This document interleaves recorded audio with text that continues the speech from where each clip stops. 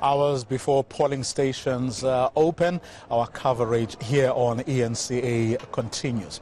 Tomorrow, millions of South Africans will make their mark. 48 political parties are contesting this year's election. Let's bring you some analysis and reflection, and I'm joined here in our makeshift studio at the National Results Center by political analysts Ebrahim Fakir, Lukhona, Mnguni, and Sithembile. Good evening to all of you. Thanks very much for joining us. If I may start with you, Ebrahim Fakir, as someone who perhaps knows our system better than a lot of people who have done the kind of work that you have done. Cyril Ramaphosa in that message says, our system has endured over the past 25 years. Well, there's no doubt that the democratic system and democracy as a form of society has endured. So we don't have big problems with freedom of expression, freedom of association, freedom of conscience and belief and so on. It's true that there is some fraying on the edges, and I'm sure my colleagues would agree. I mean, the greatest bureaucratic approach to protest and so on. But overall, the system processes are intact.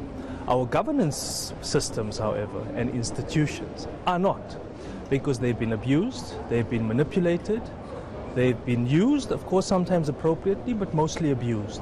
And if you think about the last 10 years, you had not just system manipulation, you had active system breaking.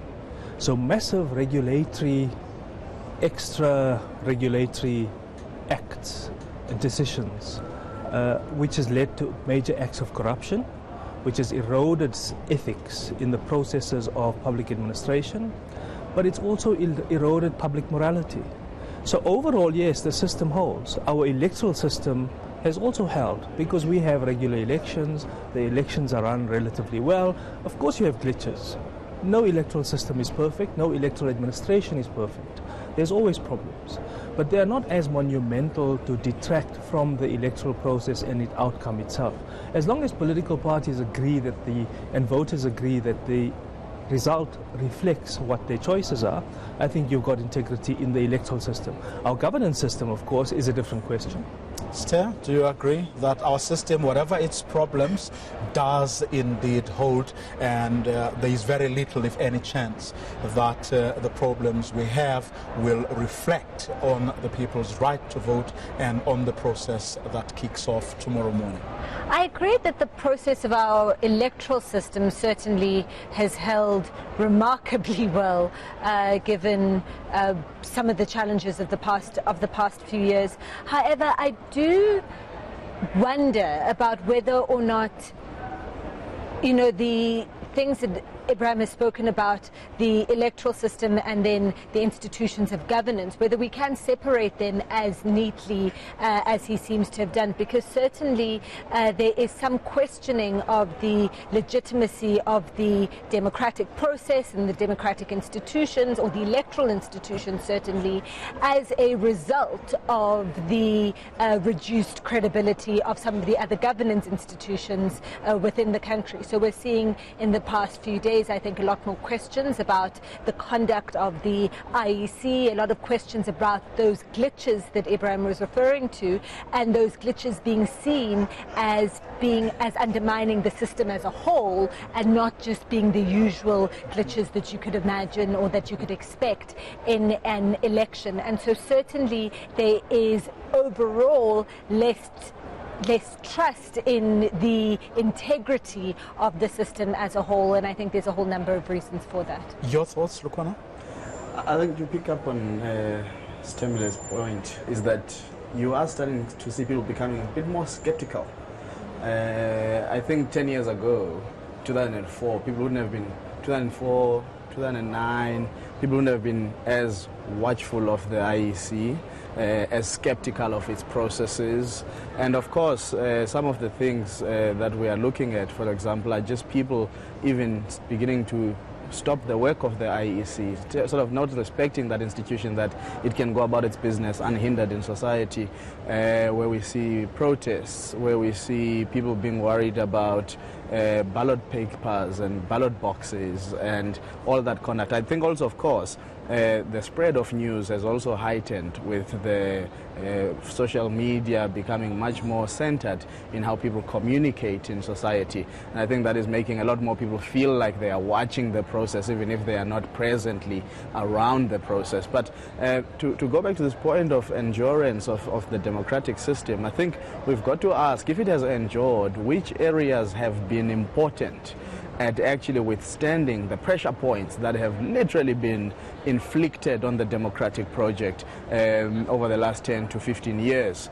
And I think if you look at the media, the ability for it to function and to work, and for personnel within the media to resist certain overtures that would have been made by politicians. I mean, there was even a time where there was a call for positive journalism in the country, and of course those calls were resisted. The judiciary has also been another area where we've sort of held very well in terms of giving impartial judgments, and where judgments have to be appealed. So our hierarchical justice system helps, because in some areas our high courts have erred and the Supreme Court of Appeals corrects, or the Constitutional Court does that. So the judiciary has played a fundamental role in holding us together. And I think if we are accepting that governance has failed in some instances, we've got to ask, what is the cost of that institution's failure on our democracy? Just you look now, 25 years into democracy, there are areas with an integrated security plan where the South African National Defence Force and the South African Police Service are actually conducting joint operations to make sure that they, in areas of the Northwest, Vuani, make sure that they are looking after those elections. And why is that?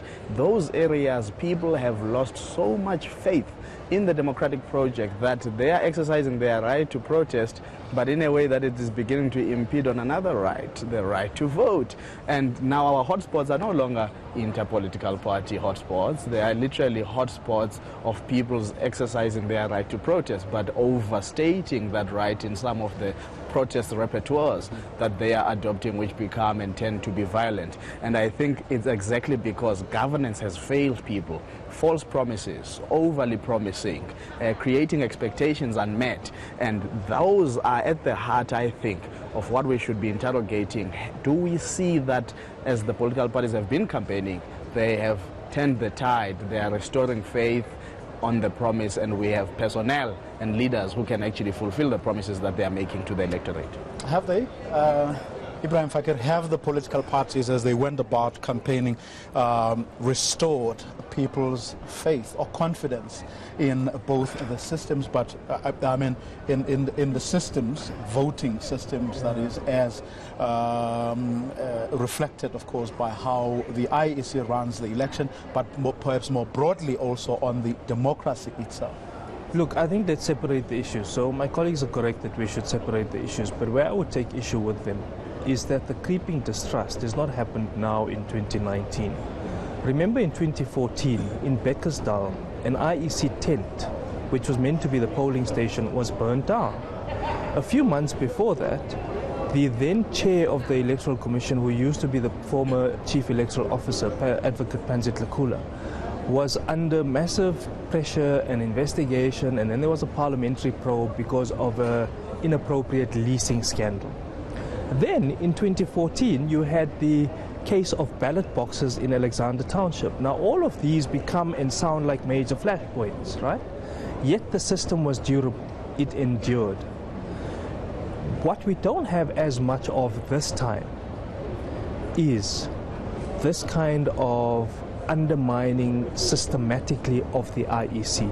Though it happens, you've got political parties saying the IEC is not credible, but you don't have the same kind of heat which was put on the IEC before. So what were the accusations made before? A, the party funding formula is not appropriate. Yes, it isn't appropriate, but it's not the IEC's problem. Go to Parliament if you want to change it. But opposition parties would blame the IEC. Then they would blame the IEC for administrative inefficiencies. And there are always going to be administrative inefficiencies. If you remember the last election in which President Obama was elected in the US, they were snaking queues in America, and they were sort of, this was unbeknown to them. Suddenly they're facing these queues. So the point I'm making is that any electoral system, any electoral process, the administration and management thereof, requires close to 160,000 personnel to run it. There are obviously people who are going to do the wrong thing, like the one in Mnguni today who had to be fired, appropriately so. For me, the question comes down to the following three things. Is the system robust? Yes, in design. Is there responsibility taken when something breaks down? Yes, there is. Do the oversight mechanisms kick in? Yes, they do. The IEC takes punitive measures. If they don't, it gets referred to a multi-party liaison committee. If not, it goes up to a conflict panel. If they don't find any joy there, they go up to the Electoral Court. Now, I don't know what's going to happen tomorrow, but I do think, and I suspect, we shouldn't give credence to what parties are going to do. Parties are going to make spurious claims, I think, about administrative inefficiency. There are going to be malicious complaints about process and procedure. Some of those may have merit, there's no doubt, because administrative inefficiencies, as we know, creep in. But whether they are materially detracting from the integrity of the process is a different question. Now to come to the second portion, parties have behaved more responsibly. I don't think we have had as many no-go areas as we may have had before. Levels of political violence, still a worry, no doubt, but certainly the incidence of electoral-related violence are not as high as they used to be before. Yes, protests have increased, but I think there are very real reasons why people protest close to an election, and there are multiple reasons, right? The first is that they want to do so because they think they get national attention. Alexander Township suddenly gets a ministerial task team. So communities start thinking, you do this now close to an election. IEC employees push their demands for their wages. Well, precisely. So it's a crucible moment in which you think you get some degree of responsiveness. Here's the lesson for political parties. You want a smoother process, be responsive throughout the cycle. That's the lesson. Political parties, I want us to talk about that now. Did they give you a sense, Stay, that they have matured and that they can no longer make spurious claims that Ebrahim Fakir was talking about willy-nilly, and people can be, did they give the people of South Africa the hope that things are getting better?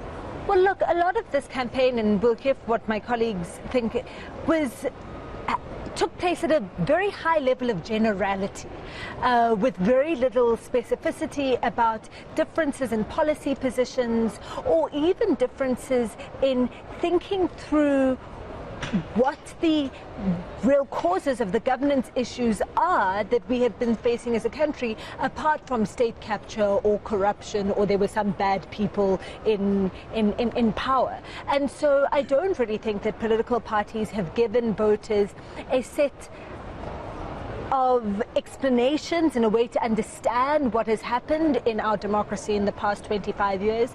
Neither have they given any kind of credible roadmap about what it is that they would do differently going forward. But don't political parties generally do that? In other words, put out there what they know will hopefully please the electorate without getting into the kind of detail that may just perhaps raise more questions than they're able to give answers. But this isn't even an issue of detail. It's an issue of being able to really distinguish the general idea or the general trajectory of the different political parties.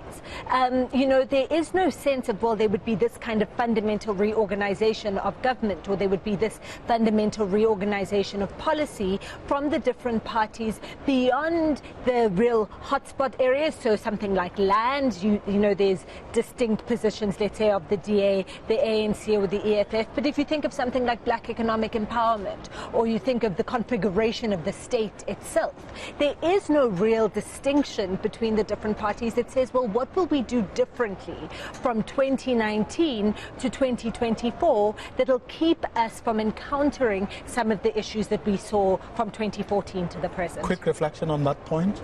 Political parties, what they have or haven't been able to do or tell us up until now. Some people have been saying the electioneering process lacked that thing, that undefinable thing young people talk about, the X factor of some sort, and that is because there wasn't a recurring message. I felt that a lot of the political players were playing to the gallery one, doing a lot of public relations management and trying to reposition themselves according to what they believe the electorate wants to hear.